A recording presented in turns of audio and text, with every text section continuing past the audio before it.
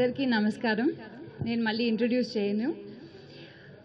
నేను మా మామగారి గురించి ఎంతో చెప్పగలను, కానీ నేను ఒక్క మాట చెప్తాను. ఆయన తన ఫ్యామిలీకి ఎంత పని చేస్తారో నేను కళ్ళారా చూశాను.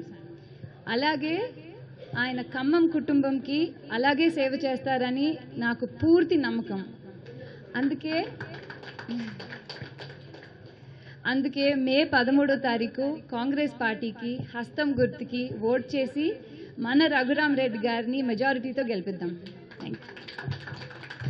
నమస్కారం. మాకు ఈ ఆపర్చునిటీ ఇచ్చినందుకు అపార్ట్మెంట్ ఓనర్స్ ఇంకా అపార్ట్మెంట్లో ఉండే ప్రతి రెసిడెంట్కి ధన్యవాదాలు. నేను మీ సీనన్న బిడ్డని ఆల్రెడీ చెప్పినట్టు, అట్లనే నేను రఘురామ్ రెడ్డి గారి చిన్న కోడల్ని. నేను మా మామయ్య గురించి ఒకటి చెప్తాను. మా నాన్న నన్ను ఎట్లా బాగా చూసుకుంటారో మా మామయ్య నన్ను కానీ ఆశ్రిత అక్కని కానీ అట్లనే చూసుకుంటారు. అదే నమ్మకంతో నేను చెప్తున్నాను, మా నాన్న మీ అందరిని ఎలా చూసుకుంటారో మా మామయ్య కూడా మీ అందరినీ అలానే చూసుకుంటారు. మా నాన్నగారు ఎప్పుడు చెప్తూ ఉంటారు, నాకు ఇంట్లో ఉండే కుటుంబం ఒకటంటే జిల్లాలో ఉండే కుటుంబం అంతే.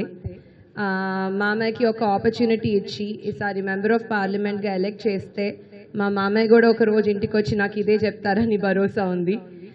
ఎట్టి పరిస్థితుల్లో మీకున్న ప్రాబ్లమ్స్ని రిజాల్వ్ చేయడానికి మనకున్న బెస్ట్ క్యాండిడేట్ రఘురామ్ రెడ్డి గారు.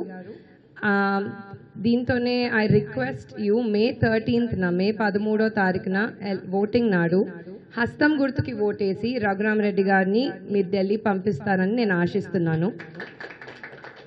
మొన్న అసెంబ్లీ ఎలక్షన్స్లో మీరు తుమ్మల్ గారికి ఎలా సపోర్ట్ చేసి ఎంత భారీ మెజారిటీ ఇచ్చారో దానికంటే ఎక్కువ మెజారిటీ కోరుకుంటున్నాము. అది మీ వల్లనే సాధ్యమవుతుంది. మీరే కాదు, మీరు వెళ్ళి 10 మందికి చెప్పాలి మనకి రఘురామ్ గారు ఎందుకు మంచి క్యాండిడేట్ అని. మీరు చెప్పాలి హస్తం గుర్తు వస్తే మనకి ఏం జరుగుతుంది అని. కాంగ్రెస్ పార్టీ వల్ల ఖమ్మం జిల్లాకి ఎంత మేలు జరిగిందో మనందరికీ తెలుసు. ఇదే మేలు జరుగుతూ ఉండాలంటే మళ్ళీ కాంగ్రెసే కదా అధికారంలోకి రావాలి. మన దగ్గర ఎట్లయినా బీజేపీ లేదు ఖమ్మం జిల్లాలో.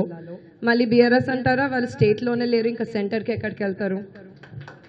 సో నేను కోరుకునేది ఏంటంటే మీరందరూ 13వ తారీఖున హస్తం గుర్తుకి ఓటేసి కాంగ్రెస్ పార్టీని గెలిపించండి.